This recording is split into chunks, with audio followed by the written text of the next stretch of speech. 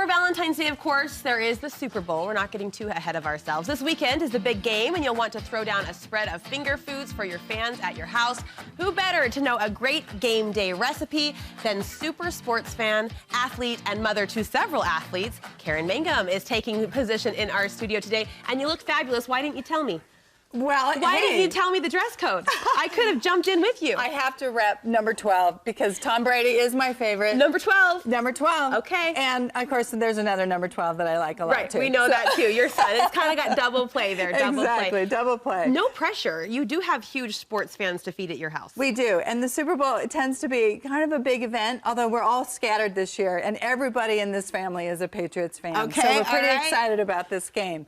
But you know what? It's second to Thanksgiving. It's the biggest food consumption day of the year. I believe it. But it's not so healthy, right? No, We're no. talking pizza and guacamole and chicken wings and beer. Does that kill you because you're a healthy eater? Well, it doesn't kill me because I actually incorporate other things that I love a lot. So one thing we're going to do today is Skillet meatloaf. Okay. They're called Skillet meatloaf patties. And basically, we all love meatloaf, but we don't want to take the time to put it into the oven. It takes a whole hour. Right. So the little skillet meatloaf is very easy. Okay. We start with a very lean hamburger, and I've got a 90% ground sirloin here. Okay. And to that, I'm going to add a little bit of milk. And then we'll add some Italian breadcrumbs. Okay. So that makes sure it's nice and moist. Now, over here in the food processor, this makes for easy work. I'm just putting in about a little bit of a small onion, some garlic, and a little carrot. And we're going to mince this in the food processor, and just because I want it nice and small, diced, because this is hard work all by yourself.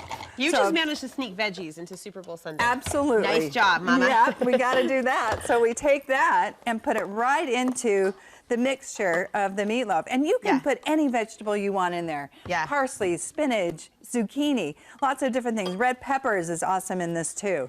Okay, let's crack an egg, because every meatloaf's got to have an egg. Bind it together. Yeah, put that in there. Some seasonings. I've got thyme, black pepper, and salt. Okay, thyme. That goes in there. A little bit of thyme. A little bit of ketchup, because that tastes so good.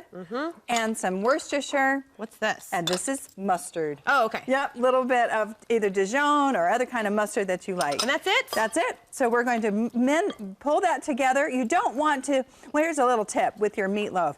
Anytime you do meatloaf, don't overwork the meat, because then it gets too tough. Okay. So to keep it nice and tender, you can get your fingers in there. You will eventually, because you're going to make little patties. Okay. Then, when you're ready to cook them, you're going to put a little bit of olive oil into your skillet. Okay. And put your patties in and cook them.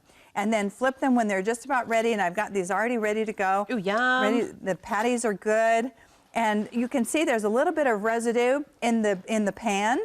And when you're all done and you move your patties out, you take a little bit of extra ketchup and brown sugar and make a little bit of glaze and scoop up all of that goodie. Oh, smart. Because that tastes so good. So I've got some glaze right here. Okay. And I'm just going to take this and put it right on top. On your slider. On my slider. And that makes for delicious, tasty, sweet, little meatloaf. And you can get the recipe at Inside Karen's Kitchen. That's my healthy food blog. Okay. Lots of good ideas. In fact, today I've got a great post of Super Bowl roundup ideas. Nice. So, you know, appetizers, soups and stews and finger foods, because it's all about keeping it simple and easy to eat. You're on your lap. You don't want to use utensils. Right.